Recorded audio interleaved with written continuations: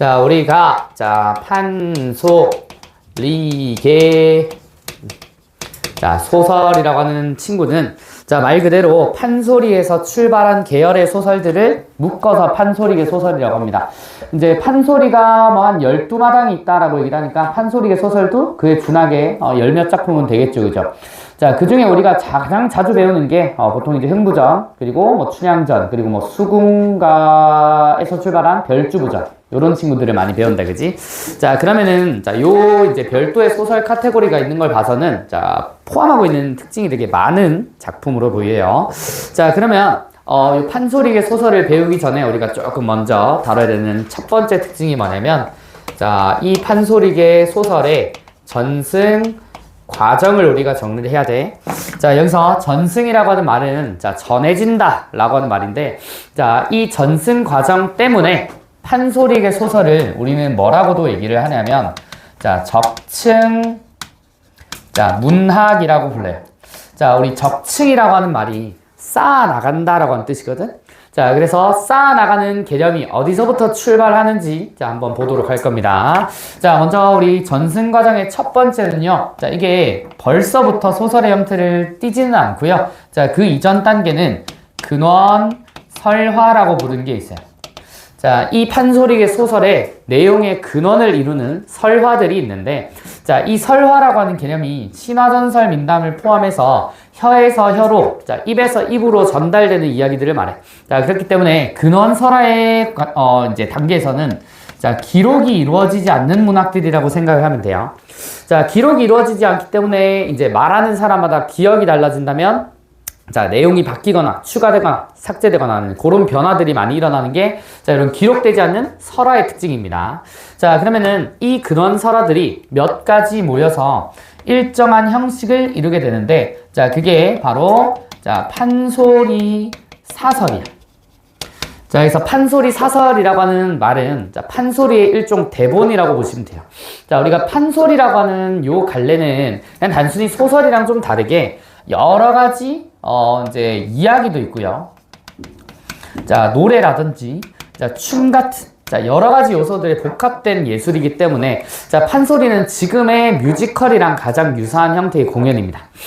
이 판소리 사설의 단계를 거치게 되고요. 그다음 우리 세 번째 단계가 오늘 하게 될 판소리계 소설이 된단 말이에요. 적어도 이렇게 1번, 2번까지의 과정은 거쳐가야, 이 1, 2번의 과정이 쌓이고 쌓여야, 적층이 되어서 판소리 소설이 만들어진다고. 그러면은 당연히 근원설화의 일부, 판소리 사설의 일부의 특징들이 판소리계 소설에 그대로 묻어나는 게 보일 겁니다. 그래서 여기 옆에서 한번 빼면 얘네들의 특징이다라고 적어만 두시고, 하나의 단계가 더 있습니다. 이 판소리계 소설이 쭉 전승이 되다가 한 1910년대쯤 되면 우리나라가 개화기를 겪어요. 개화기를 겪으면서 이제 시의 형태로는 신체시, 그리고 이제 소설의 형태로는 신소설이라고 하는 새로운 장르가 이제 만들어지게 되는데, 이 네 번째 단계는 신소설. 새로운 형식과 새로운 형태로 만들어진 소설이라고 해서 요 네 개까지. 뭐 교과서마다 여기서 뭐 드라마나 영화화가 된 다른 작품들 같은 것도 언급이 되긴 하는데, 고전 문학의 관점에서는 요 1번부터 4번까지의 과정이 흐름이라고 보시면 될 것 같아요. 그러면 아까 말씀드린 것처럼 근원설화나 판소리 사설의 특징이 판소리계 소설에 가장 많이 묻어난다라고 얘기를 했는데, 그러면 이 특징을 조금 정리를 해볼까요? 첫 번째 특징 같은 경우는 판소리는 이제 이야기나 노래나 춤이기 때문에 악기와 관련된 이런 리듬감이 많이 느껴지겠죠. 말 그대로 노래야 노래. 그러니까 특징 첫 번째는 운율이 느껴지는 문체라고 하거든. 이걸 우리는 율문체라고 불러요. 율문체. 간단히 말해서 산문의 형식을 띠고 있긴 한데, 마치 운문 마냥 리듬감이 느껴지는 문체가 판소리계 소설에도 이어집니다. 이게 두 가지 정도로 전승이 되는데, 첫 번째는 말 그대로 시 자체가 들어가는 경우가 있고요. 두 번째는 말 그대로 줄글의 형식을 띠고는 있는데 읽다 보면 흥얼흥얼거리듯 리듬감이 갖춰져. 이게 고전에 많이 쓰이던 사음보, 시조나 가사 같은 고전 시가 양식에서 많이 봅니다. 그리고 자, 사사조라고 해서 네 글자의 글자 수를 일정하게 반복하는 자, 연속체 형식으로 자, 운율을 느낄 수 있어요. 자, 요게 판소리계 소설을 읽다 보면 리듬감이 느껴지는 이유 중에 하나입니다. 자, 이런 율문체적인 특성이 첫 번째고요. 자, 그 다음 두 번째는 자, 중요한 특징 중에 하나인데 요게 서술자. 자, 서술자의 자, 개입. 자, 요거랑 비슷한 용어로 자, 편집자적 논평이 있습니다.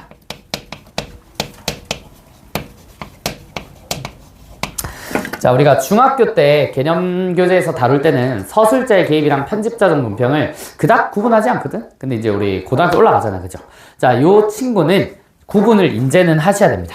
자, 어떤 방식으로? 서술자의 개입이라고 하는 친구가 편집자적 논평보다 조금 더 큰 개념이라고 이해를 해주시고, 자, 그럼 서술자의 개입이 뭔지를 먼저 따봅시다. 자, 서술자라고 하는 친구는 작품의 바깥에 있는 이야기를 전달해주는 사람을 말해요. 자, 근데 이 사람은 작품의 밖에 있을 수도 있고 안에 있을 수도 있지만, 자, 고전 작품은 하나도 1인칭 소설이 없다고 생각을 해도 돼. 자, 고전 작품은 항상 자, 인물의 호칭만 등장하고 그 인물의 내면 심리나 상황을 서술자가 외부에서 다 알려줍니다. 이런 걸 우리는 전지적 작가 시점이라고 할 거야. 자, 그래서 이 전지적 서술자라고 합시다. 자, 전지적 서술자는 작품의 바깥에 있을 거고, 자, 이 밖에 있는 친구가 개입을 해요. 자, 개입이 무슨 말이야? 밖에서 안으로 들어온다는 소리잖아, 그지? 그럼 여기서 안이라고 말하는 거는 작품 속이 될 거야. 그러면은 서술자가 작중인물이잖아요. 그건 아니고요. 작중 상황에 개입을 해서 자, 상황을 알려주거나 아니면 판단을 내리거나 자, 요런 것들이 있는데 그 중에 자, 그런 작중 상황을 알려주고 평가를 내리는 와중에 평가에 초점이 더 맞춰지게 되면 그걸 편집자적 논평이라고 부르는 거예요. 자, 쉽게 말해, 자, 개입 안에는 평가도 있고 상황의 전달도 있지만, 자, 이 친구는 자, 단순히 평가적인 측면에 초점을 맞춰야 된다고. 자, 이렇게 서술자의 개입이나 편집자적 논평이 자, 요 이제 판소리계 소설에만 등장하는 게 아니라 다소 많이 등장을 해요. 현대소설도 있을 수 있고 고전소설도 서술자의 개입을 빈번하게 드러나는 편이지만 편집자적 논평의 비율은 이제 요 판소리계 소설이 비중이 좀 더 높습니다. 이유가 있겠죠? 여기서 말하는 서술자가 많이 개입을 할 수 있는 건 자, 이 판소리의 특성 중에 하나예요. 자, 이 판소리는 여러 사람을 모아놓고 하는 공연 예술이었다고. 자, 그렇기 때문에 이 작품을 이끌어가는 악공이나 등장인물들이 작중 바깥에 있는 관객들이랑 소통을 많이 해야 돼. 왜? 재밌어야 많이 볼 거잖아, 그치? 자, 그렇기 때문에 서술자의 개입은 그런 작중 바깥에 있었던 사람들이 관객과 소통하던 흔적이라고 생각하면 돼요. 자, 그래서 이렇게 적어줄까? 자, 이게 많은 이유. 자, 관객과의 자, 소통의 흔적이다. 자, 그래서 이런 구절들이 나와. 판소리계 소설에 가장 많이 나온 유형 중에 누군가의 거동을 보소라고 하는 말이 있거든. 자, 이 거동이라고 하는 게 행동이나 몸짓을 얘기해. 자, 근데 갑자기 뜬금없이 뭐 예를 들어 뭐 최영희의 거동을 보소 이런 식으로 말한단 말이야. 뭐 유서의 거동을 보소 이런 식으로. 자, 그렇게 말할 때 우리가 이제 보통 그 말을 하면 이 사람이 지금 어떤 행동을 하는지 누구 좀 보세요 이런 뜻이거든. 근데 그 보세요의 대상이 그 당시에는 관객이었다고, 판소리일 때는. 근데 그 흔적이 소설에 그대로 정착이 되면서 거동보소라고 하는 표현이 많이 쓰이게 돼요. 자, 이 표현뿐만 아니라 뭐 과거 해상의 선어말함을 쓰던지 아니면 서리법을 쓰던지 여러 방법들이 있기는 하지만 어쨌든 자, 이 큰 개념적인 틀은 알아주시는 게 좋을 것 같습니다. 자, 그래서 우리가 판소리 소설이 일반적인 다른 고전소리랑 조금 구분되는 특성은 이렇게 율문체 그리고 서술자의 개입의 다수 발견, 요 정도로 좀 압축을 해주시면 좋을 것 같아요. 자, 요게 전승 과정이자, 자, 제가 두 번째로 이제 특징을 좀 잡아드린 겁니다. 자, 그럼 여기에 초점을 좀 맞춰서 오늘 이제 흥부전이랑 이제 요 춘향전 좀 읽어볼 겁니다. 자, 내용들은 어느 정도는 우리가 많이 아시는 작품이기 때문에 간단하게 읽어보면 될 거야. 자, 흥부전에 누구 나와? 흥부랑 놀부 나오지. 그리고 제비 나오고. 그죠? 자, 요걸 모르는 친구는 많이 없다고. 자, 볼까요? 전략. 자, 한 놈 나앉으며 이번 매품은 먼저 온 순서대로 들어간다니 그리하옵세. 자, 이 작중 상황 좀 압시다. 자, 지금 먼저 우리 하고 있는 게 흥부전인데, 자, 흥부전에 여러 장면이 있지만 그 중에 여기 수록된 부분은 자, 매품 8위 장면이라 그래요. 자, 매품팔이. 자, 요 매품팔이가 뭐냐면요. 자, 조선 후기에는, 우리나라의 신분 제도가 많이 흔들리던 시기죠. 옛날에 이제 양반이면 양반, 뭐, 평민이면 평민, 요런 신분 상하 체계가 이제 딱 맞아떨어지게 이제 나눠지던 시기였는데, 이제 조선 후기쯤 되면 그걸 돈으로 살 수도 있고, 이제 살기 힘든 양반들이, 돈을 받고 자기 벼슬을 팔기도 합니다. 자, 요런 일들이 있는데, 그 중에 이제 죄를 저지를 때요. 양반들이 이제 죄를 저질렀어. 여기 이제 누가, 나연이가 이제, 이렇게 기웃대다가 이제 뭔가를 발견했네. 은호가 떨어뜨린 10,000원짜리를 훔쳤습니다. 훔쳤어. 그럼 당연히 어떻게 돼야 돼? 잡혀가야 될 거 아니야, 그지? 근데, 보통 이제 그런 관가로 끌려가게 되면, 뭐, 죄의 경중에 따라 좀 다르긴 하겠지만은, 보통 뭘 많이 때려요?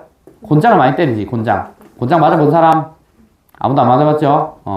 맞았으면 너네 여기 못 앉아 있어요. 곤장이 되게 잔인한 도구라고. 민속촌 가서. 선생님 맞아. 민속촌 가서 체험을 해보긴 했어. 졸라 아파요. 왜 그러냐면, 너네 밥주걱 있죠, 밥주걱. 밥주걱 이렇게 생겼잖아. 이렇게 생겼는데, 이렇게 생긴 게 한 50배 커지면은 이렇게 되잖아, 그치? 그래서 사람 엉덩이를 때린다고. 근데 더 잔인한 게 뭐냐면, 이제 사람 엉덩이를 때리기 전에 그 옷을 얇게 입혀놓고 거기다가 물을 촥 하고 뿌려요. 그러면 어떻게 돼? 더 아파요. 달라붙죠. 달라붙으면서 때리면 더 아파. 그러니까 그런 것 같아. 너네들도 마른 손으로 이제 이렇게 볼따고 찰싹 때리는 거랑 물 묻힌 손으로 찰싹 때리면 안 맞아봤죠. 안 맞아보는 게 좋겠지만은 때리면 달라. 이거 안 맞아봤습니다. 어쨌든 그래서 이제 아파요. 아픈데 어느 정도냐면 그냥 아픈 게 아니고 엉덩이 근육이 터집니다. 엉덩이 근육이 터져서 한 대 맞으면은 걷지를 못한다 하고, 요게 이제 죄의 경중에 따라 10대, 20대, 30대, 100대 이렇게 넘어가는 경우 있는데, 100대짜리 죄를 받고 곤장을 맞으면 맞다가 죽어요. 맞다가 쇼크사합니다. 자, 그러면 양반들이 10,000원짜리 하나 훔쳤대. 그래서 곤장을 맞으래. 맞고 싶어, 안 맞고 싶어. 내가 가진 건 돈뿐. 그래서 옆에 있는 이제 규린이한테 제안하는 거죠. 너 대신 맞을래? 내가 10만원 줄게. 이러면은 이제 가난한 평민들은 맞으러 가요. 그래서 맞다가 죽는 경우가 이제 흔했다 그래요. 자, 지금 그 상황이야. 그게 매품팔이야. 뭔 말인지 알겠죠? 자, 봐봐. 자, 저분 언제 왔어?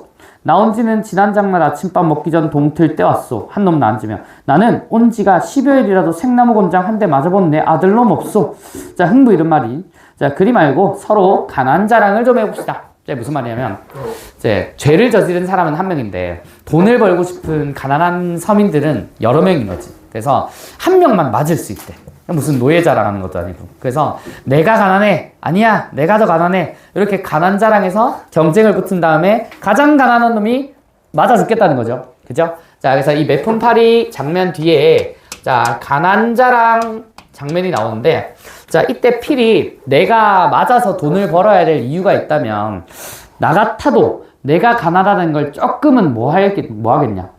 조금 과장해서 표현할 것 같아요. 그죠? 자, 볼래? 자, 가난 자랑에서 아무라도 제일 가난한 사람이 팔아갑세. 자, 그 말이 옳다고. 자, 저분 가난 어떠하오? 라고 물으니까, 내 가난 들어보. 자, 집이라고 들어가면 사방 어디로도 들어갈 작은 곳이 없어. 닿는 벼룩 쪼그려 앉을 데 없고, 삼순 구식 먹어본 내 아들 없소. 라고 한대. 자, 기본적으로 가난 자랑은, 자, 이제 일종의 과장된 표현 파트입니다. 잘 봐. 자, 이 장면을 그림으로 그려봅시다. 머릿속으로. 자, 집이 좁아. 자, 집이라고 들어가면 사방 어디로든 들어갈 작은 곳이 없다. 뭐 여기까지는 그냥 집이 작다는 소리 같은데, 자, 닿는 벼룩 쪼그려 앉을 데가 없대. 벼룩 어떻게 생겼는지 알죠? 벼룩 얼마네? 이만해. 이만하다고. 이만한 벼룩이 쪼그려 앉을 데가 없대. 그런 데가 없겠니? 아무리 집이 좁아도 예를 들어 뭐 한 평짜리 집이래. 이제 그 서울 가면 그런 집이 있대. 이제 서 있는 건 가능한데 쪼그려 앉기까지 가능하고 누울 수가 없는 집들이 있어요. 그게 되게 희한하게 그래서 사람 어떻게든 살게 하려고 그런 데가 막 월세 막 50만, 70만 이래. 그래서 막 막 구해줘음진가 거기서도 가는데 집에 계단이 있어. 집에 계단이 있는데 우리가 생각하는 계단은 여기서 여기 갔다가 우리 이제 밖으로 나가면 있는 그 계단이 아니고 집을 딱 문 열어. 문 열고 여기 계단이 있어. 문 열고 여기 계단이 있다니까. 어떻게 들어가냐면 이렇게 내려가. 그러고 아래층이 나와. 그리고 거기에 생활 공간이 있는데 딱 요 정도 서 있을 공간 있고 거기에 이제 싱크대랑 이제 여기 화장실 있고 막 변기 이상한 데 있어요. 변기 그 가스레인지 옆에 변기 있고 그래. 되게 그렇죠. 그래서 내가 이제 처음에 그 서울에서 한 2년 정도 살다 왔을 때 그때는 제가 누나랑 투룸에서 살았거든. 그때 좀 충격받았던 것 중에 하나가 너네 집에 문 열고 들어가면 걸어서 화장실 들어가잖아. 그지? 우리 집은 걸어서 턱을 올라가서 화장실을 들어가. 되게 이상하지? 무슨 말이냐면 문 열고 들어오잖아? 문 열고 들어오면 이제 여기가 여기로 들어가는 게 내 방이야. 여기에 화장실 문이 있는데 화장실 문이 같은 높이에 있는 게 아니고 여기 방이 있으면 화장실 문이 여기 있어. 그래서 집 안에서 뭔가 턱을 이렇게 타고 넘어가서 그 화장실에 들어가야 된단 말이야. 서울에 이상한 집도 졸라 많아요. 왜 그렇게 만들지? 어쨌든 자 가난하대요. 가난하대. 자 그리고 이제 여기 보면 삼순구식 먹어본 데 아들 없다 라고 하는데 자 삼순구식이라고 하는 말은 가난을 뜻하는 사자성어로 자주 나와요. 자 뜻풀이 한번 볼까요? 자 30일 동안 9끼니밖에 먹지 못한다는 뜻이다 라고 하는데 옛날엔 진짜 이런 집이 많았대. 근데 잘 봐. 30일에 9끼 먹는데 그러면은 며칠에 한 끼 먹는 거야? 30일에 9끼니까 3, 9, 27 어쨌든 하루에 한 끼를 못 먹는 날이 많다는 거죠. 그죠? 자 그래서 그것도 가난하다라고 하는 말인데 좀 과장된 말이긴 합니다. 자 그다음 한 놈 낳아주며 좋게 먹고 살 수는 있겠어. 저분 가난 어떠오? 라고 두 번째 가난을 들어봐요. 자, 내 가난 들어보. 자, 내 가난 남과 달라 2대째 내려오는 광주산 사발 하나 선반에 얹은 지가 8년이로되 라고 한대. 자, 사발은요 밥이나 국을 떠먹는 건데 자 밥이나 국을 떠먹는 그 그릇을 선반에 올려둔 지 몇 년 지났대? 8년 지났대. 무슨 말이야? 나 8년 동안 한 끼도 안 먹었다고. 사람은 한 달 밥 안 먹으면 죽어요. 그 333의 법칙이라고 물 없이 3일 식사 없이 3주 이런 법칙이 있대요. 어쨌든 8년은 사람이 안 먹고 버틸 수 있는 기간이 아니죠. 자, 이것도 다 과장이야. 자, 여러 날 내려오지 못하고 아침 저녁으로 눈물만 뚝뚝 찢고 자, 부엌에 노랑쥐가 밥알을 주우려고 다니다가 다리에 가래토 써서 종기 터뜨리고 들어온 지가 석 달 되었어. 좌우 들으신 바 내 신세 없다오. 그러니까 가난 자랑이 이제 거의 치킨 게임 돼가고 있죠. 자, 점점 더 가난한 상황이 과장될 겁니다. 자, 김딱지기 썩 앉으며 거기는 참으로 장자랄 수 있어.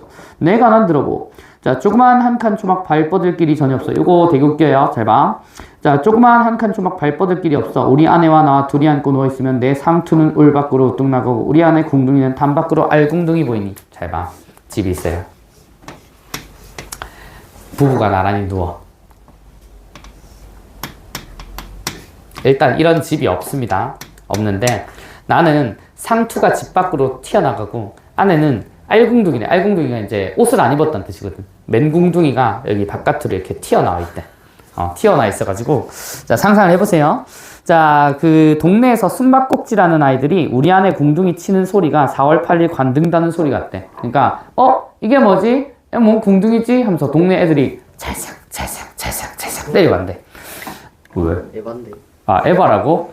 애들이잖아. 그 순수한 마음으로 봐주세요. 자, 그래서 이제 궁둥이를 찰싹 때리는 소리가 관등다는 소리 마냥 온 동네 퍼진다. 이런 말인데, 자, 집이 좁다는 걸 표현하긴 했지만 이런 집이 어디 있어요, 그죠? 자, 이런 것처럼 집에 연기 나지 않은 지가 3년째 됐다. 이것도 무슨 말이냐? 집에 연기가 나는 건 밥을 지었다는 건데 연기가 안 난 지 3년 됐다는 건 밥을 짓지도 못했다는 거지. 3년 내내. 자, 그리고 좌우 들으신 방 내 신세 어떠오. 자, 아무 목두기 아들놈도 못 팔아갈 것이니. 자, 이게 밑줄. 이놈 아주 거기서 개정을 먹더니라. 자, 여기 개정이라고 하는 이 말은요, 불평을 품고 떠드는 말과 행동이라고 얘기를 하는데, 자, 이놈이 아주 거기서 불평을 많이 하더라 라고 하는 말이죠. 자, 여기서 우리 서술자의 개입의 첫 번째 표지가 있습니다. 자, 등장하는 것만 정리를 할 거예요. 자, 더라는 선어말어미가 있어요. 자, 우리가 이제 이거 시제 표현에서 많이 쓰는 표현이긴 한데, 일반적으로 과거 시제를 나타낼 때 쓰는 표현입니다. 자, 근데 이게 그냥 단순 과거를 나타내는 게 아니라, 자, 회상을 할 때 나타내는 선어말어미예요. 자, 근데 이 회상은 그냥 할 수 있는 게 아니에요. 자, 회상을 하는 주체가 그 일을 직접이든 간접이든 경험을 해야 돼. 그리고 그 경험을 현재 시점에서 우리한테 전달해 줄 때 더를 쓴단 말이야. 자, 그러면 이 전달은 누가 누구한테 주는 거야? 서술자가 그 당시 관객이었던 사람들에게 해주던 전달을 여기 소설의 전적으로 남긴 겁니다. 자, 요런 표현이 있어요. 자, 그다음. 자, 흥부숨숨 생각하니 자기에게는 어느 시절의 차례가 돌아올 줄 몰라. 동무님, 내 매품이나 잘 팔아가지고 가오. 나는 돌아가오. 뭐래요? 자, 흥부가 자기도 이제 가난하다고는 알고 있었는데 지금 주변에 가난 자랑하는 두 놈이 너무 강력해. 그지? 뭐 생각하기로는 내 집에서 상투가 튀어나가는 것 같지는 않고 아내가 이제 알궁둥이를 찰싹찰싹거리면서 맞고 있지는 않은 것 같단 말이야. 그래서 포기예요. 포기.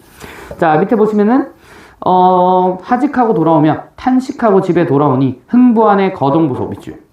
자, 이게 아까 말했던 이제 서술자의 개입의 자, 흔한 표현이에요. 자, 흥부 안의 모습을 한번 봐라! 라고 얘기를 하니까, 자, 왈각 뛰어 달려들어 흥부 소매 검쳐 잡고 듣기 싫을 정도로 크고 서럽게 운대요. 자, 돌아온 남편을 껴안고 막 울어. 어떤 마음일까? 아까 했잖아. 곤장은 맞으면 뒤진다니까. 근데 안 뒤지고 돌아왔잖아. 그러니까 아내가 뭐래? 아, 감기에 눈물인 거죠. 아, 다행이다. 돌아와서 다행이다. 자, 요런 마음인데, 자, 밑에 보면, 하늘이 사람들을 세상에 나게 할 때 반드시 자기 할 일을 주었으니 생기는 대로 먹고 살지 남 대신으로 맞을까? 아이고, 소름이야. 자, 이렇게 서럽게 우니 흥부가 이런 말이, 애기 어머 물지 마소, 애기 어머 물지 마소, 라고 얘기를 하는데, 자, 여기 밑줄. 자, 이런 게 가끔 느껴지는 이제 운율이에요. 잘 봐. 애기 어멈 끊고 울지 마소 끊고 애기 어멈 끊고 울지 마소 끊고 반복도 있지만 네 글자씩 반복하죠. 그리고 이 구절을 지금 네 덩어리로 끊어 읽었으니까 요걸 우린 뭐래? 사음보의 사사조 연속체라고 한다. 자, 요런 거를 이제 율문체라고 하죠. 자, 그 다음 영문에 들어가니 세상에 가난한 놈은 턱이 다 모여 내가 나는 거기다 비교하니 장자를 그럴 수도 있어. 매동은 맞고 돌아왔네. 자, 그럼 뒷본 줄거리 보세요. 자, 여러분들이 아는 내용입니다. 다리 다친 제비를 구해주고 박씨 하나를 주고 자, 금은보화를 얻어서 큰 부자가 되는데 자, 형인 놀부는 이제 일부러 제비다리를 부러뜨려가지고 이제 벌을 받는 그런 우리가 아는 흔한 흥부놀부의 이제 결말입니다. 결말. 자, 그 중에서도 여기 제시된 건 매품팔이 장면이다 라고 봐주시면 좋을 것 같아요. 자, 요게 이제 흥부전이에요. 그래서 대부분 흥부전은 어떤 이본을 가지고든 조금 재밌어요. 자, 그 장면을 머릿속으로 상상할 때 좀 재미가 느껴져. 너희도 다 웃었잖아. 알궁둥이 장면에서. 그죠? 자, 그런 겁니다. 자, 그 다음, 우리 다음. 자, 춘향전으로 넘어가 보세요. 자, 구책은 144쪽. 자, 신책은 172쪽. 오히려 앞으로 넘어가셔야 됩니다. 자, 여기서 우리 흥부전 관련된 필기만 살짝 지워주시고요.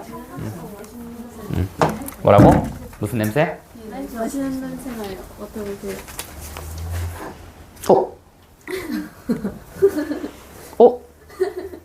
그 버터링이야. 버터링 냄새나. 이거 냄새예요. 응? 아, 그 냄새라고? 아, 버터링 냄새랑 되게 비슷한 냄새인데, 생각났다. 우리 아들내미가 좋아하는 빵이 있거든? 거기, 파리바게트에 뽀로로 그려진, 너네 좋아하니? 그 치즈 카스테라 있어. 그거 환장합니다. 요즘 이제 또 고집도 세지고 해가지고 이제 줘라는 말을 배워가지고 어디서 배워가지고 시도 때도 없이 달래. 줘 이런다고. 나중에 이제 한 번씩 데리고 오면 보세요. 여기 본분 몇 분 있죠? 가연이 봤나? 아직 못 봤지. 랜덤 출몰이야. 그거 이제 환상의 포켓몬 마냥. 그래서 한 번씩 오면은 이뻐해 주세요. 어쨌든 자, 우리 춘향전 가봅시다. 춘향전도 이제 뭐 이몽룡이랑 성춘향의 사랑 이야기, 자, 이런 내용들은 아마 다들 잘 아실 거기 때문에 자, 춘향전에 드러나는 이제 판소리의 소설적 특징을 중심으로 한번 읽어볼 겁니다. 자, 보세요. 자, 전체 줄거리인데 우리가 모르는 어휘들은 조금 살려주는 게 좋아요. 자, 퇴기 월매의 딸 춘향은이라고 하는데 고전 작품도 인물 관계도를 그려두면 좋습니다. 자, 여기 월매라고 하는 게 사람 이름이고요. 자, 요 사람의 신분이 퇴기다라고 하는데, 자, 퇴기가 원래 기생이었는데, 나이가 들거나 해가지고, 이제 기생의 활동을 못하면, 이제 퇴역한 기생이다라고 해가지고, 자, 이제 더 이상 활동을 안 하는 기생이 돼요. 자, 그 월매의 딸이 춘향이가 있어요. 자, 춘향이가 요 밑으로 들어가면 되겠죠. 자, 그리고 서울에서 내려온 남원부사의 아들 이몽룡과 사랑을 속삭이게 된다. 자, 자, 부사는 남원 지역의 사또라고 생각하면 돼요. 원님. 자, 요 사람의 아들이 자, 이몽룡이죠. 자, 근데 이 둘이 사랑에 빠진대. 자, 실제로 앞부분의 내용에서는 이제 요 누구니 이몽룡이 먼저 반해요.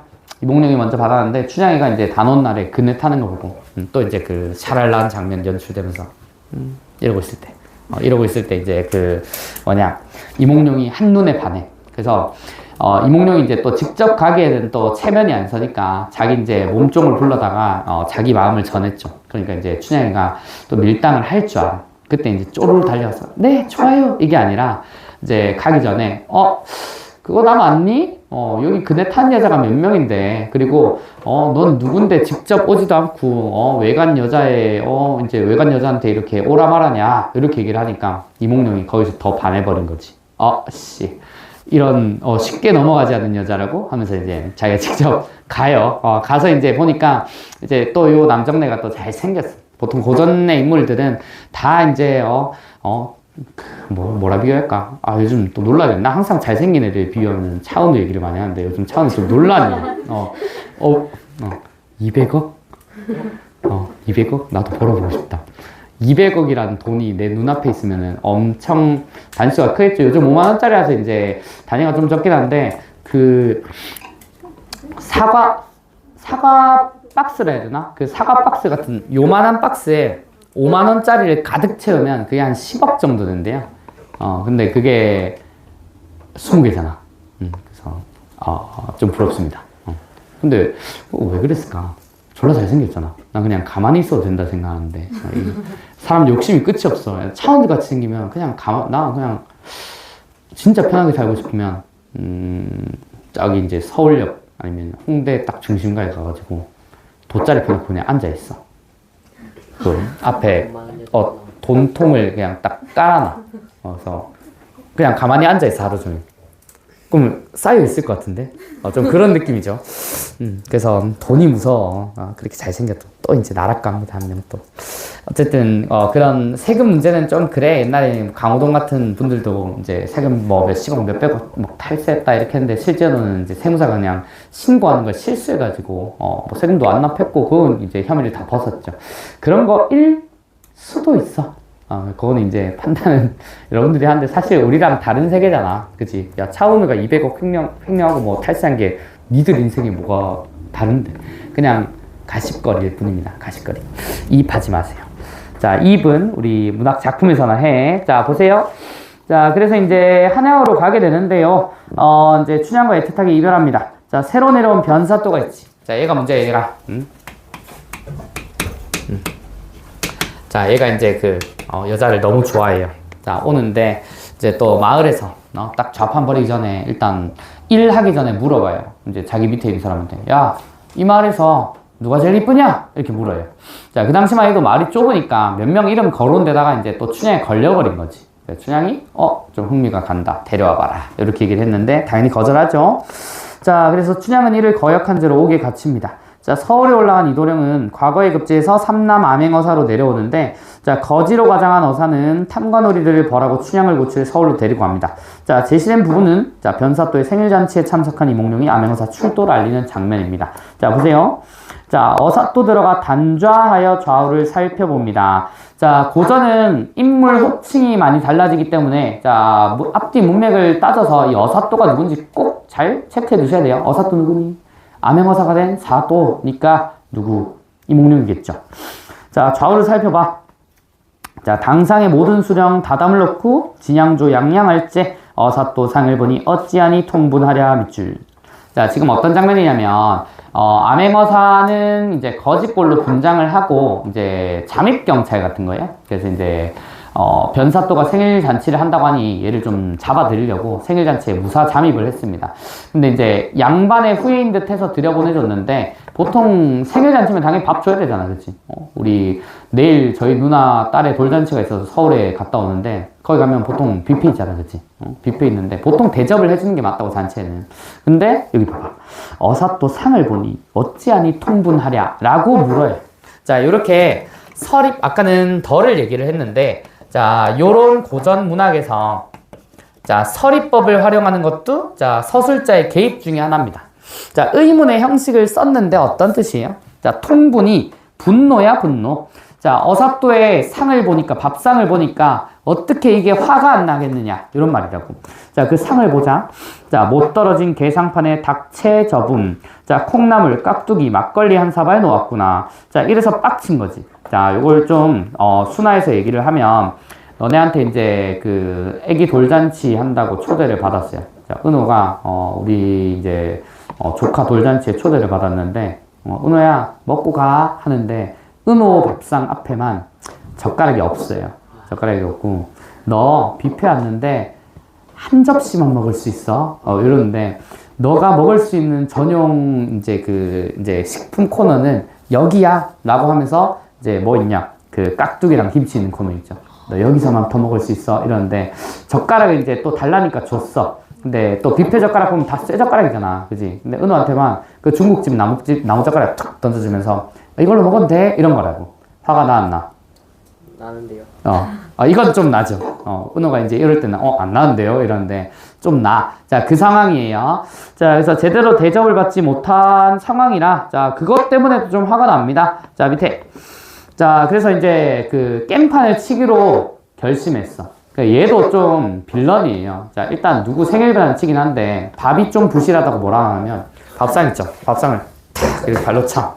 발로 탁 차면서, 이제, 뭐래요? 운봉의 갈비를 직신, 갈비 한 대 먹고 지고, 자, 이게 무슨 말이냐면, 여기 갈비가, 일종의 언어 유희예요. 두 가지 뜻이 있습니다. 사람의 갈비 부위를 가리키는 거기도 하고, 자, 갈비라는 고기 부위를 뜻하기도 해. 그러니까 은호가 날 가리키면서 갑자기, 상을 이렇게 탁 엎은 다음에, 나한테 이제, 하면서, 이거 갈비 가리키면서, 갈비 좀 먹자, 갈비, 이러고 있다고. 자, 잔치가 엉망이 됐겠죠? 근데 의도된 행동이야, 의도된 행동. 자, 봐봐. 자, 이러한 잔치에 풍류로만 놀아서는 맛이 적사오니 차원 한 수씩 지어보면 어떠하오? 라고 얘기를 합니다. 자, 여기 운봉이라고 하는 사람은 이제 변사또 쪽 사람이에요. 변사또 쪽 사람인데, 이 잔치에 들어올 수 있게 해준 사람이기도 합니다. 자, 그래서 갑자기 차원을 하지. 이 차원이 시 짓자는 겁니다. 시 짓기.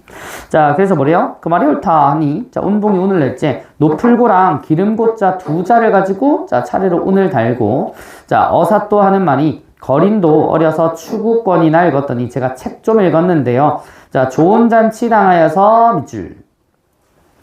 자, 지금까지 상황 봐봐. 이게 좋은 잔치로 여겨지니 왔는데 깍두기만 처먹으래. 나무젓가락 주고 깍두기만 처먹으래. 화가 났잖아, 그치? 근데 이게 좋은 잔치래. 반어법이죠, 반어법. 자, 그래서 이제 밑에 보면은, 자, 주효를 포식하고 그저가기 무렴하니 차원 한수하사이다. 제가 시 한번 지어보겠습니다. 라고 해요.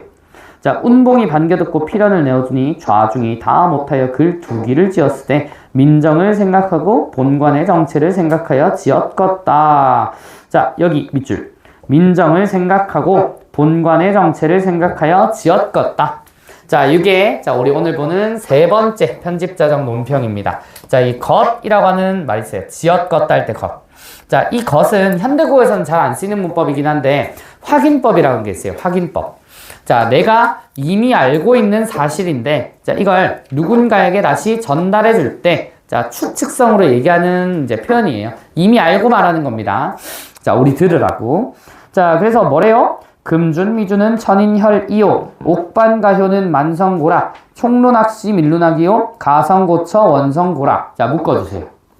자, 한자 난무죠. 자, 밑에 뜻풀이가 돼 있긴 한데, 자, 이게 차운이라고 해서, 자, 시를 지었죠. 그 시가 삽입이 실제로 된 겁니다. 자, 그럼 이게 뭐다? 율문체 두 번째 특징. 자, 삽입시가 나온 거예요. 자, 근데 이 시는 내용이 되게 중요할 것 같아요. 자, 현대어 뜻풀이를 보면, 이제 이글 뜻은 금동이의 아름다운 술은 일만 백성의 피요, 옥소반의 아름다운 안주는 일만 백성의 기름이라. 자, 촛불 눈물 떨어질 때 백성 눈물 떨어지고 노랫소리 높은 곳에 원망소리 높았더라. 자, 비유적인 표현입니다. 비유적인 표현인데, 자, 비유와 대조가 있어요. 자, 요 시의 내용을 보면은 지금 이 어사또가 변사또 생일잔치 왜 갈게? 변사또의 생일잔치는 백성들을 쥐어 짜내서 만든 거라고. 부임하자마자 야, 너 얼마 있냐? 가져와봐라. 내 생일잔치에 쓰게. 이런 거란 말이야. 자, 그럼 여기서 너네들이 먹는 술, 자, 이건 일만 백성의 피다. 니들이 먹는 자 기름진 안주 이건 1만 백성이 기름을 짜낸 거다. 자 촛불 눈물 우리 이제 옛날 이런 축제 같은 거 하면 양초 같은 거 켜놓고 할 거 아니야. 자 이거 떨어질 때 백성 눈물이 떨어지고 있는 중이고 노랫소리 높은 것에 원망소리 높았다 라고 하는 시를 써서 지금 읽고 있잖아, 그치? 자 그러면 요 당시에 이제 사람들은 웬만하면 암행어사가 어떤 일을 하는지는 알고 있습니다. 자 근데 그 정체를 모르다가 갑자기 뜬금없는 눈이 나타나서 이 시를 지어요. 상황에 맞지 않게. 그러면 속으로 눈치가 좀 빠른 놈들은 뭐라고 생각했냐? 엿듣다. 이렇게 생각하는 겁니다. 자 그래서 밑에 보면은 자 이렇듯이 지었으되 본관은 몰라보고 자 본관의 세모치입니다. 자 변사또를 이르는 또 다른 호칭이에요. 자 운봉이 이 글을 보면 내념에 자 마음속 생각에 여기 밑줄 아플싸 일이 났다. 자 얘가 눈치를 챈 거예요. 자 그러면 그때 뭐하니? 자 어사또가 하직하고 간 연후에 공형 불러 분부하되 야야 일이 났다. 자 공방 불러 죄인 단속, 집사 불러 형부 단속, 형방 불러 문부 단속, 사령 불러 학번 단속, 한참 일이 요란할째 앞까지 땡땡 단속 있죠. 뭔가 리듬감이 느껴지지 않던가요? 자 요게 바로 자 사음보의 사사조 연속체가 또 한 번 등장을 한 거지. 자 이렇게 리듬감이 중간중간 느껴져요. 자 이어서 한참 일이 요란할째 물색 없는 저 본관이 여보 운봉은 어딜 다니시오 라고 하니까 자 소피하고 들어오라고 합니다. 자 그 이전에 운봉이 다급하게 이거 조심해라 저거 조심해라 단속해라 이렇게 하고 있을 때 본관 아무것도 몰라 소리 치여가지고 그래서 어디 다녀오니 라고 혀꼬부라지 소리고 얘기하니까 소피를 보고 들어오는데 여기 이제 오줌이거든요. 저 오줌 싸고 왔어요. 자 이렇게 얘기를 해요. 자 본관이 분부하되 춘향을 급히 올리라 라고 주광이 난다. 자 그 다음 중략 아래에 이때 어사또가 군호할제 서리 보고 눈을 주니 서리 중방 거동보소 여기 거동보소 한 번 더 있다 그지? 자 역졸 불러 단속할 때 이리 가면 수군 저리 가면 수군 서리 역졸 거동보소 외월망건 공단 세기 세평림 눌러쓰고 석자간발 세집신의 한삼고이 산뜻 있고 육모방치 높이끈을 손목에 걸어지고 얘네들 누구냐면 어사또 뒤에서 대기하고 있던 이제 잠복 경찰들이죠 쉽게 말해. 얘네들이 이제 요 변사또를 포함한 악행을 저지르고 있는 탐관오리들을 잡아갈 놈들이야. 자 되게 쌀바람 몽둥이 하나를 들고 갑니다. 경찰로 따지면 삼단봉 알죠? 차자작 하는 그게 이제 여기 나오는 육모방치라고 하는데 육모방망이에요. 육각형 모양의 통나무로 되어 있는 몽둥이거든. 이걸로 그냥 때려. 한 요 정도 크기 될 겁니다. 요 정도 크기 되는데 나쁜 놈이 있으면 이걸로 위협을 하는 게 아니라 그 경찰 3단봉은 사람을 패는 데 쓰는 게 아닙니다. 이렇게 착 해가지고 이제 뭐 차량 도주 우려가 있을 때 그걸 딱 때린다든지 아니면 자기 호신용이라고. 육모방망이 그런 거 없어. 나쁜 놈이야 달려가서 졸라 패. 일단 패고 봐. 막 뭐 미란다의 원칙 이런 거 없을 때야. 그냥 패. 그래서 일단 그걸 챙깁니다. 자, 그래서 이제 남원읍이 우군우군 청파역졸의 거동보소 달 같은 마패 빛같이 번쩍 듭니다. 자, 마패가 이제 그 메달 같은 건데 거기에 말이 그려져 있죠. 이제 요게 역마다 이제 말을 빌릴 수 있는 마리수의 제한인데 권력을 뜻합니다. 암행어사의 말은 4마리가 그려져 있어요. 4마리가 그려져 있는데 임금이 5마리가 그려져 있습니다. 그러면은 암행어사가 얼마나 이제 높은 이제 권위에 있는 직책인지 알 수 있겠죠. 자, 그래서 밑에 보면은 암행어사 출도야라고 합니다. 외는 소리가 강산이 무너지고 천지가 뒤덮는 듯 초목금수인들 안이 떨려 밑줄. 자, 초목금수라고 하는 말은 자 식물도 동물도 안이 떨려라고 서리법을 쓰면서 자 떤다는 소리야. 이 암행어사가 외치는 소리가 그만큼 크다 이런 말인데 자 이것도 서술자의 개입인 거죠. 자, 그 다음 밑에 자 모든 수령 도망할제 거동보소 자 인귀 잃고 과줄 들고 병부 잃고 송편 들고 탕건 잃고 용수 쓰고 리듬감 느껴지시죠? 자 이것도 사음보 사사조 연속체입니다. 자 부서지니 검은고 깨지니 북장구라 본관이 똥을 싸고 멍석구멍 새양지 눈뜨듯하고 내야로 들어가서 자 추워라 문 들어온다 바람 닫아라 물 마른다 목 들여라 일미줄. 아까 잠깐 갈비라고 하는 표현을 얘기를 했죠. 자 갈비는 동음 이의관계를 활용한 언어 유희라면 얘는 자 봐봐 지금 변사도가 취해가지고 말을 좀 이상하게 해요. 추워 문 들어온다 바람 닫아라. 원래 뭐라고 해야 돼? 추워라 바람 들어오니까 문 닫아라라고 해야 되잖아. 이 순서 바뀌었죠. 자 또 자 물 마른다 목 들여라. 이건 뭐야? 목 마르다 물 들여라 이런 표현이라고. 자, 취해서 그렇습니다. 자, 취해서 이렇게 헛소리 하는 걸 이제 재미나게 표현을 한 거예요. 자, 그 다음, 관청색은 상을 잃고 문짝이고 내다르니 서리역절 달려들어 후닥닥 애고나 죽네. 자, 이때 수의사또 분부하되. 자, 수의사또는 또 누구냐? 어사또예요, 어사또. 이몽룡이라고. 자, 이 골은 대감이 좌정하시던 골이라 환화를 금하고 객사로 사처하라. 자, 자리를 좀 옮기자 시끄러우니까 이런 말이거든. 자, 좌정 후에 본관은 봉고파직하라 암줄. 자, 고전에 이제 많이 나오는 결말이죠. 봉고파직이 뭐야? 너 해고야 이거란 말이야. 자, 이게 이제 권선징악이라고 하는 고전의 자, 대표적인 이제 주제의식을 드러낸 겁니다. 악한 사람은 벌을 받고, 자, 선한 사람은 복을 받는다.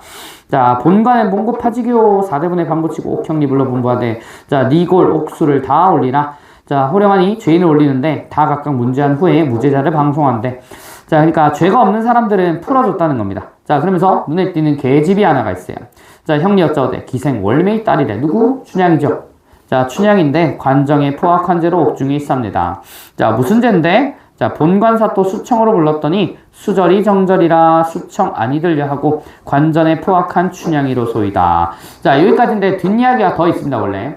자, 이러고 나서 어사또가 갑자기 이제 이상한 기분에 휩싸여가지고, 이러면 안 되는데, 얘를 시험을 해보고자 해, 시험을.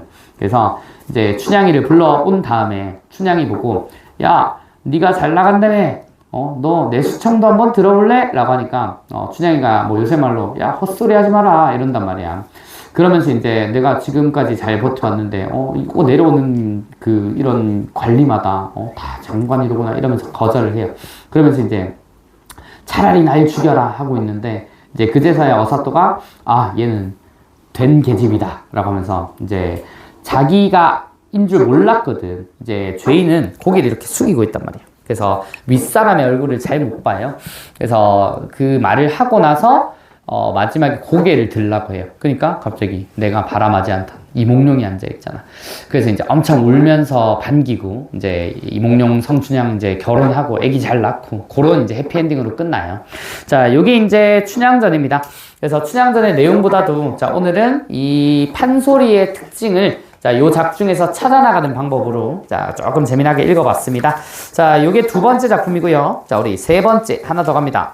자, 본책은 222쪽으로 가시고요. 자, 구책이 222. 강점기고, 자, 이 태평천하 안에도, 일종의 판소리계 소설적 특징이 또 드러나요. 그래서 오늘 배우는 작품이랑 또 연계가 잘 만들어져요. 자, 일단, 제목이 태평천하래. 자, 어떤 뜻일 것 같아요? 태평한 세상이라고. 자, 근데 미리 얘기했듯, 자, 일제강점기라고 했잖아. 자, 우리 입장에서 일제는 태평한 세상이 맞았니? 아니죠.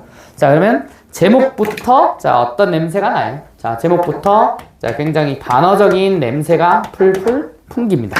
자, 근데 실제로, 자, 이 일본이 우리나라를 점거하던 일제강점기를 태평하게 느끼는 사람이 요 등장인물로 등장을 해요. 자, 그 사람이 누구냐면, 자, 윤직원 영감이라고 하는 사람이. 자, 근데 이 사람이 왜 이제 이 나라를 태평하다라고 여기는지, 자, 조금 보시면, 좀 사연이 있습니다. 자, 요 사람이 아버지가, 자, 윤용규라고, 자, 별명이 말대가리래. 자, 이제, 윤용규라고 하는 사람이 있는데, 이 사람이 이제 구한말 일제강점기가 오기 전에 도적패한테 살해당해요. 그래서 아빠가 죽는단 말이야.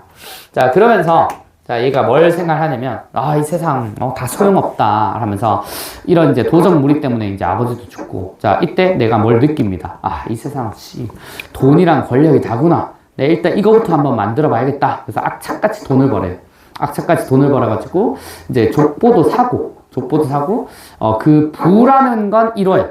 이제 이 사람한테, 자, 뭐는 있냐면, 자, 이제 부는 이루었고, 자, 이제 권력을, 자, 이뤄가는 단계입니다. 이뤄가는 단계. 자, 그러면서 돈은 진짜 많이 벌어. 이제 여기 전체 줄거리에 서울의 대지주라고 나오죠. 자, 이게 서울의 대지주를 좀 비유하자면, 저기 이제 우리 강남으로 올라갑니다. 강남으로 올라가서 저기 도산대로 빌딩 많이 있는 그 동네 있어요. 거기에 빌딩을 한 5채 정도 가지고 있다. 라고 하면 좀 감이 오니? 지금 또 거기 많이 올라가지고 거기 도산대로 중앙에 있는 빌딩이 한 채 한 2천억, 4천억 이럴 겁니다. 아까 우리 그 차은우가 돈 버는 건 좀 다르죠. 거기랑 더 윗세계가 있어. 근데 그게 한 5채 있으면 거의 조단위 부자라고 보시면 되겠죠. 조단위. 조는 가지고만 있어도 평생 먹고 놀아요. 은행에 예금을 한다는 그게 이제 좀 그렇긴 한데 그 애들이 한 달에 월세를 여기까지 하겠습니다. 이게 너무 제가 한없이 작아지는 것 같아가지고. 자, 어쨌든. 자, 그렇게 서울 대지주야 돈이 많아. 자, 돈이 많은데, 자, 이 사람이 돈을 이제 쉽게 번 사람이 아니긴 해요. 자, 근데 좀 졸부 냄새가 많이 나.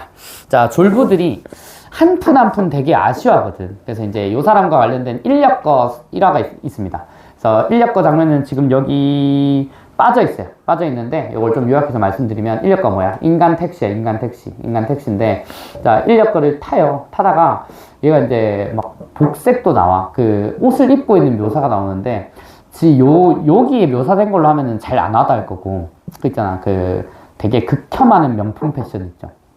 이제 내가 샤넬을 좋아해. 구찌를 좋아해. 난 구찌 옷이 너무 화려하면 좀 그렇더라고.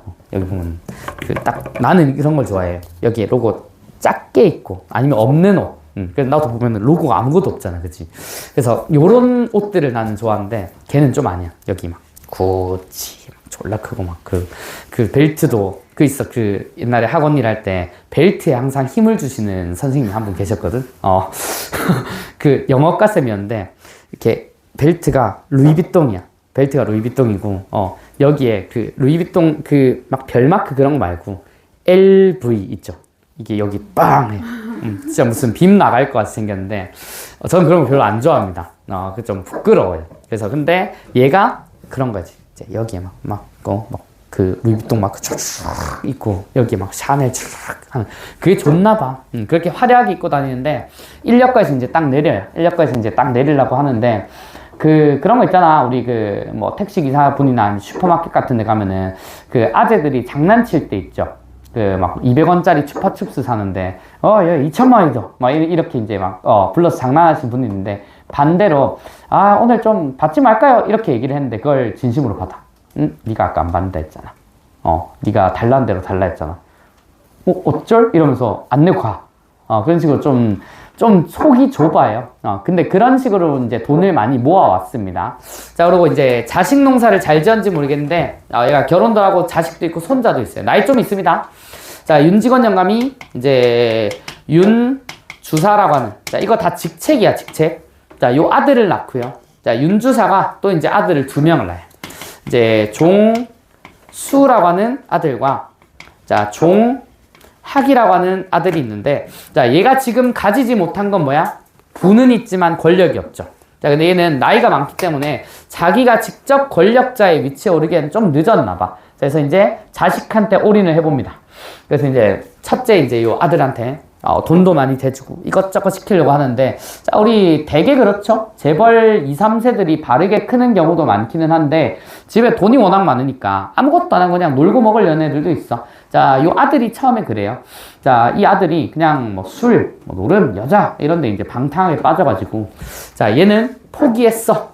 얘는 포기했고, 자, 이 손자놈도 이제 할아버지 돈 많잖아. 돈 좀 이러면서 이제 그냥 놀아. 자, 포기했어. 자, 근데 마지막 희망이 요 친구입니다. 자, 우연히 태어났는데 공부도 잘하고, 이제 뭐 돈 가지고 돈돈거리지도 않고, 자, 욕심도 크게 없어 보이고, 이제 유학도 갔다 온대요. 자, 그러면서 이제 일본 유학에 가 있는 요런 손자가 한 명이 있습니다. 자, 근데 이 종수도 포기는 안 하는 게 윤직원 영감이 딱 얘네들한테 시키려는 게 있어요. 자, 얘는 이제 인맥을 총동원해가지고, 자, 군수를 만들라 그래. 자, 군수를 만들라 그러고, 자, 종학이라고 하는 요 친구가 이제 지금 일본에서 유학을 하고 난 다음에 한국으로 돌아오면 경찰이 될 예정이란 말이야. 그래서 경찰인데 뒷돈 좀 찔러놓고 해가지고 초고속 승진시킨 다음에, 자, 경찰서장을 시키려 그래.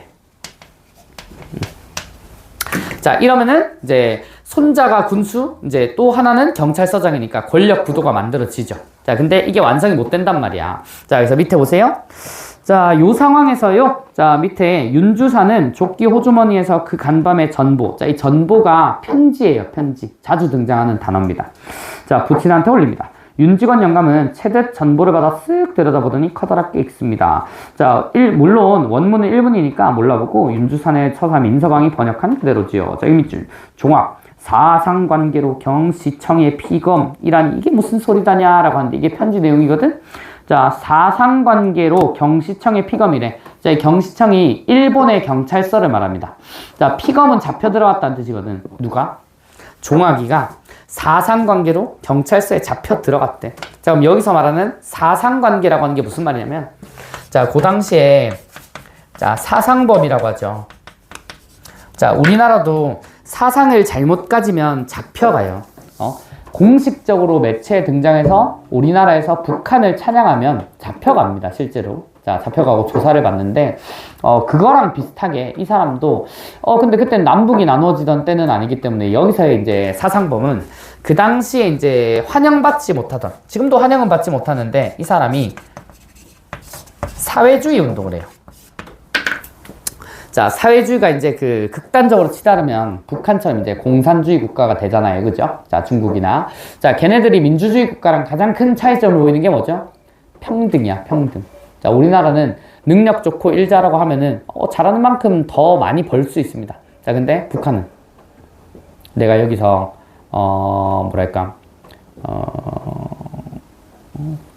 짜장면집에서 수타면을 하나 만들었어. 하나 팔았어. 그거랑 누군가를 변호를 했어요. 변호사가. 그거랑 받는 돈이 똑같아. 그런 세상이 이제 사회주의자 공산주의가 지향하는 평등의 세상이죠. 자, 근데 그걸 지향을 한단 말이야. 자, 그 죄로 잡혀 들어갔는데, 자, 윤 직원 영감 입장에서는 되게 빡치는 상황입니다. 자, 이 사람은 아버지가 살해당하고 나서, 자, 부랑 권력을 얻기 위해 나름의 노력을 많이 했다고. 자, 근데 사회주의라는 세상이 오게 되면 이 분은 다시 사회로 다 돌아가야 돼. 다 뺏긴단 말이야. 자, 그렇기 때문에 그 수 많고 많은 사상 중에 얘가 제일 극혐하는 게 사회주의야. 근데 이걸 내가 제일 키우고 싶었던 이 예쁜 손자가 그걸 했대. 자, 그러면 여기서 이제 두 가지 갈래가 있겠죠. 첫 번째, 자, 종아기를 잘 설득하고 꺼내온다. 이게 첫 번째. 두 번째는 버린다. 손자 버려. 그래서 이 할아버지가 손자랑 손절합니다. 자, 밑에 보세요. 자, 사상관계라니 그놈이 사회주의에 참여를 아까보다 더 크게 외치면서 벌떡 뒤로 나동그라질 뻔하다가 겨우 몸을 나가눕니다. 자, 윤직원 영감은 먼저에는 망치로 뒤통수를 얻어맞은 것 같이 멍했지만 이번에는 앉아있는 땅이 지하물에서 수천 길 밑으로 꺼져간 듯 정신이 아찔했습니다. 자, 그러나 그것은 결단코 자기가 믿고 사랑하는 종학의 신상을 여기서가 아닙니다. 밑줄. 자, 되게 큰일 난 것처럼 불안해하는데 이게 종학이 때문이 아니래. 자, 이 사람한테 중요한 게 뭐였냐면, 자, 종학이가 되게 이쁜 짓 많이 했거든? 자, 근데 이런 사회주의에 참여를 한다고 바로 손절 때려. 자, 그 이유가, 자, 집안과, 자, 자식들 중에 이 사람은 집안에 가장 큰 비중을 많이 두고 있어서 그래. 그러니까 우리 가족 구성원은 개개인은 상관없고 우리 집안 전체, 더 나아가 내가 잘 되는 게 제일 중요한 사람이야. 자, 그래서 손절합니다. 자, 윤직원 영감은 시방 종학이가 사회주의를 한다는 그 한 가지 사실이 진실로 옛날에 드세던 불황당패가 백길 천길로 침노하는 그것보다도 더 분하고 무서웠대. 자, 진나라를 망할 자 호라는 예언 밑줄. 자, 치고 발표. 자, 이게 요 이제 장면의 소제목 중에 하나인데, 자, 이게 가장 마지막 장면은 15번 장면이거든요. 자, 그 15번의 소제목을 한번 적어보세요. 자, 이게 방금 밑줄 부분이랑 똑같은 건데 거기에 뭐라고 적혔냐면, 망진 자는 호얀이라. 자, 요게 소제목이에요. 자, 여기서 망진자라고 하는 게 무슨 말이냐면, 자, 망진이 진나라, 중국의 진나라를, 자, 망하게 할 자. 자, 요게 망진자예요. 자, 그게 호얀이라라고 하는 게 예언이래요. 자, 이게 호라는 사람이, 자, 이 망진자를 만든다. 이런 뜻이거든요. 자, 그러니까 진나라는 호가 들어간 누군가 때문에 망할 거야. 이런 예언인데, 자, 이 예언을 듣고 진나라의 황제인 진시황이 그 유명한 만리장성을 건축을 해. 자, 만리장성을 쌓았다는 거는 성벽이잖아, 그치? 성벽 왜 쌓아요? 외부의 적을 막기 위해서. 자, 그래서 그 당시에 오랑캐를 호라고 불러요. 자, 이 오랑캐가 청나라만 말하는 게 아니고 우리를 침범하려는 다른 이민족이나 다른 나라를 다 오랑캐라 불러. 자, 그러니까 진시황은 이제 만리장성을 쌓으면서 저 예언에 나오는 호는 오랑캐일 거야 라고 생각하고 그 만리장성을 쌓았는데 진나라는 망했죠. 왜 망했냐면 그 이제 만리장성의 외부가 아니라 만리장성의 내부에서 붕괴가 일어나. 자, 이 호가 자, 실제로는 누구? 호해래요, 호해. 자, 이 호해가 진나라 황제인 진시황의 자손입니다, 자손. 그래서, 외부의 적 때문이 아니라 자기 자식 때문에 죽었다는 소리거든. 자, 이걸 비유적인 관계로 보면, 자, 이 진나라라고 하는 것은 이 윤직원 영감네 집안을 비유한 표현이고, 자, 이 망하게 할 자인 호해는 누구 때문에 망해? 종아기 때문에 우리 집안이 붕괴될 위기에 처하잖아, 그치? 그래서 여기 종아기가 바로 그 호해를 비유한 친구야. 자, 그 이제 암시가 소제목부터 나왔다는 겁니다. 자, 예언을 듣고서 변방을 막으려 만리장성을 쌓던 진시황. 그는 진나라를 망한 자 호가 아니요 그의 자식 호해임을 눈으로 보지 못하고 죽었으니 오히려 행복이라 하겠습니다. 자, 그 다음 사이주리언이 중략. 자, 그런 차 죽일 놈이 깎아주고도 깎잘 놈이 그놈이 경찰서장 한다는 게로 생판 사이주의 하다가 됐다 경찰서에 잡혀 오사육실할 놈이 그놈이 그게 어디 당한 것이라고 사이주를 해요. 부자놈의 자식이 무엇이 됐겠어 불황방패에 들어 아무도 숨을 크게 쉬지 못하고 고개를 떨어뜨리고 석기에 앉았을 뿐 윤직원 영감이 잠깐 말을 그치자 조용합니다. 오죽이나 좋은 세상이 오죽이나 밑줄. 자, 여기 마지막에서 나오는 거야. 제목이 뭐였죠? 태평천하죠. 자, 윤직원 영감이 오죽이나 좋은 세상이래. 이 세상 일제강점기거든? 자, 일제강점기인데 얘는 왜 좋은 세상이라 그래요? 돈 많잖아. 그리고, 자, 그 이전에 그 종아기를 경찰서장 시키려고 우리나라 안에 이제 일본의 경찰서를 건립을 할 때 얘가 돈을 대줘. 그러니까 일부 친일 행위도 해. 근데 자기 자손이 사회주의 한다고 그거 다 망쳐버렸죠. 자, 그러니까 이제 좋은 세상이었는데 왜 그러냐라고 하는 거죠.